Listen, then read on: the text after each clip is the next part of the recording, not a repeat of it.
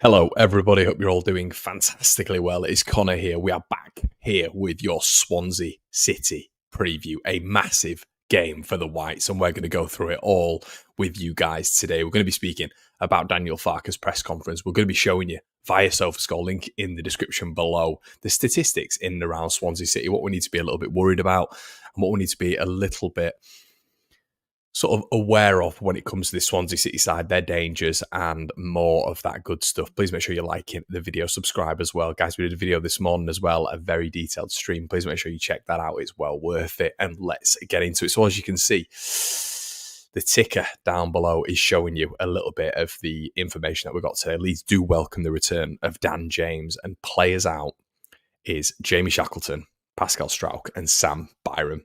It's all very interesting when it comes to the look ahead of this game. And I'm really happy to see Dan James back for this one. I'm really we're going to get on to Sam Byram in just a little bit, but it's sad to see him miss another game.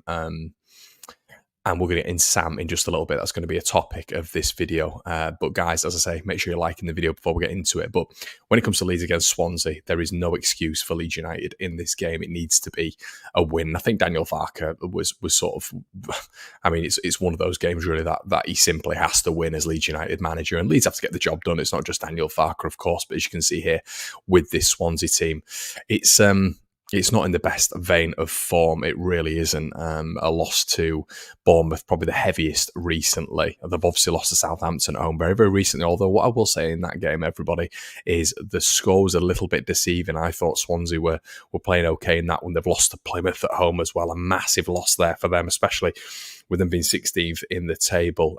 But, you know, they have got a good win at the weekend away at Hull City. A very good, but a little bit of an inconsistent Hull City side. So players to look out for here. There's quite a few. Now, we can see a lot of the road performers here. I was speaking on Harry Darling as a defender. I mean, the whole Swansea back line I've always been quite intrigued with because they had good, they're good passers of the ball. And it's interesting to see Leeds' recruitment because there's now been Joe Rodon, we've got Connor Roberts, we've got Dan James, all coming from that product line of Swansea City, and they always seem to produce good ball players. Ben Cabango, obviously someone I've spoken about at the start of the season. Charlie Patino is someone who I earmarked at the start of the season as someone who I'd have loved Leeds to have gone in for, obviously the on-loan Arsenal midfielder. The big one, though, at Ellen Road for me was this guy.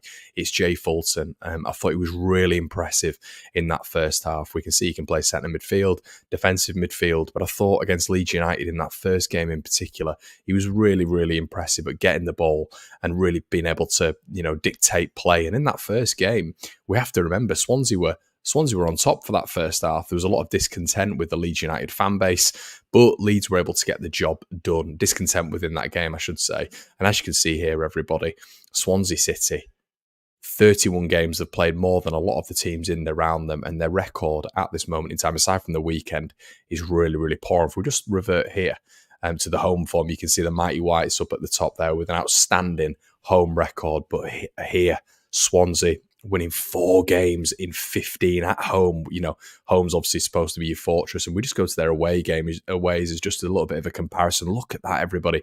They're straight into the top 10 when it comes to away form. Fascinating when you're looking at it here, but 10 places but between them and their home form, not good enough whatsoever. And this is why there was a change needed at Swansea. But, you know, when it comes to the home form, only a point above the relegation spot. So interesting, really, really interesting when you're looking at the complexion of their side, and really interesting, in my opinion, how in that first game they really sort of occupied a midfield 3. And I thought that midfield 3 was really decent against Leeds United. And yeah, it was one of those games where Leeds ran out 3-1 winners. And that's how I'm looking at it with this game, really. I think I'm looking at, when it comes to Leeds United, us to just blow them away a little bit when it comes to our attacking line, which is what we're doing at the minute, which is fantastic to see with a lot of teams. But I think right now, Leeds' attacking line is dangerous. It's really dangerous. And Daniel Farke in the press conference was talking about Crysencio Somerville. He was talking about Jorginho Rutter and their fantastic relationship and the balance between them both.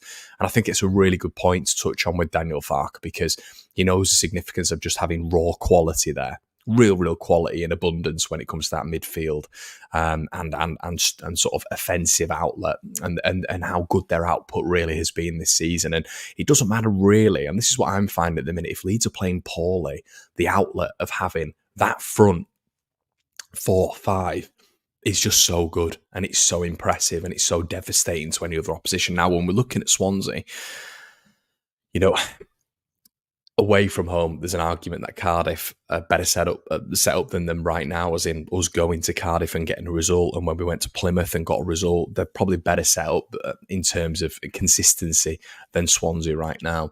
But overall, I do look at Swansea and think they have got a little bit of spice when it comes to that team. I've mentioned Patino; he's always one that I'm looking at. Fulton can dictate play as well, and that's something that Leeds have got to be really careful with in this game.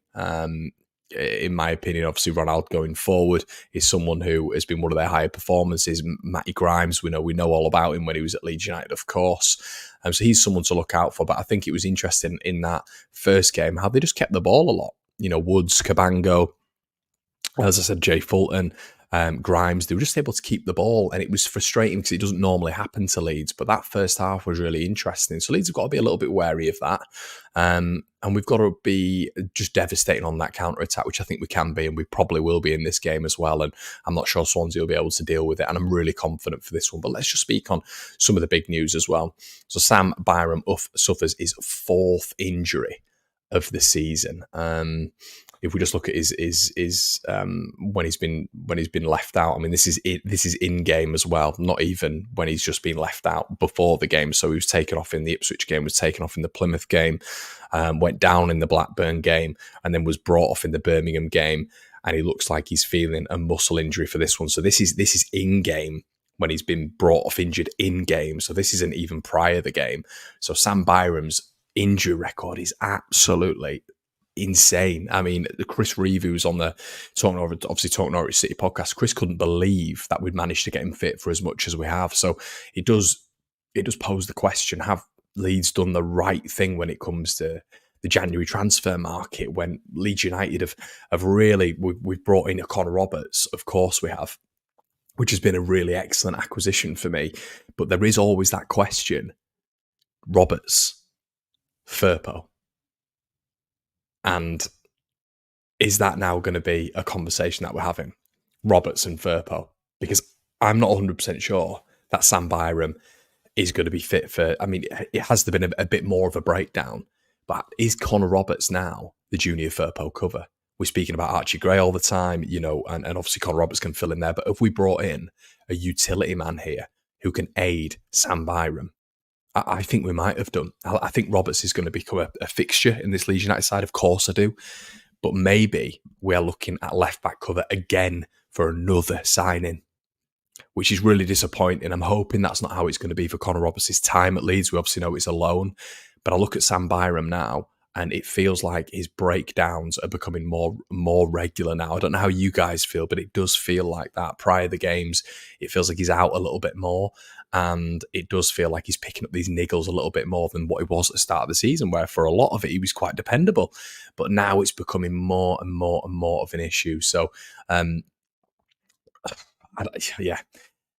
yeah, you do look at Connor Roberts and think, is that going to be, we all are a little bit on tenterhooks at the minute when it comes to Junior Firpo. Is he going to be okay?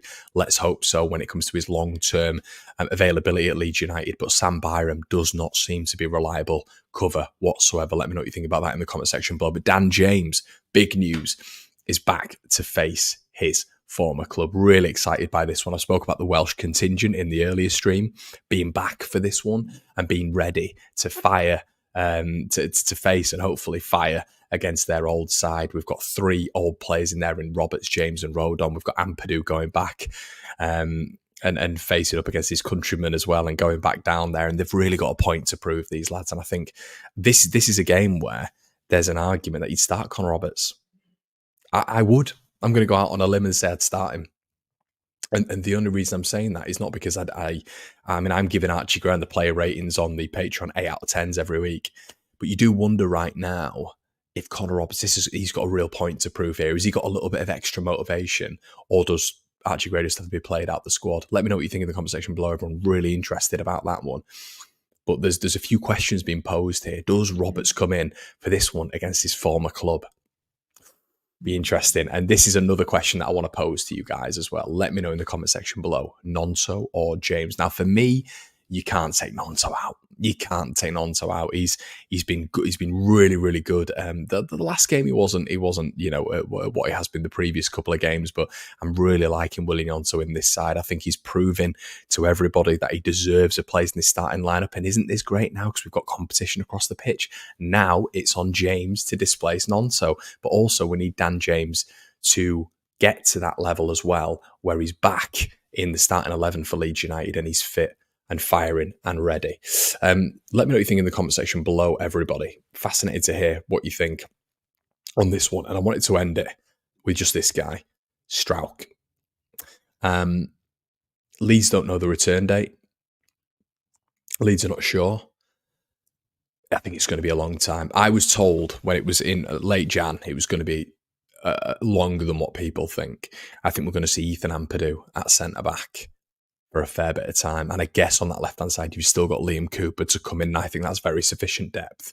Always worried about Strauch there, but I think Ampadu's performances have been that good that I'm not as worried as I have been previously. So Swansea preview, everybody. I'm going to go with a prediction of a 3-1 Leeds win. Let me know what you think in the comment section below. Fascinated to hear what you think. Let me know what you think about the big dilemmas. Dan James, would you start him? Connor Roberts, does he come in immediately? Sam Byram. Is Sam Byram reliable cover now, or are we looking at a forward-thinking idea of Connor Roberts being that cover? Because I've got a feeling we have. Really interested to hear what your thoughts on this one are, everybody. Please let me know in the comment section below what your score predictions are for this one. I'm going to go with the 3-1, as I've just mentioned. Guys, it has been an absolute pleasure, and I'll see you in a bit. Cheers.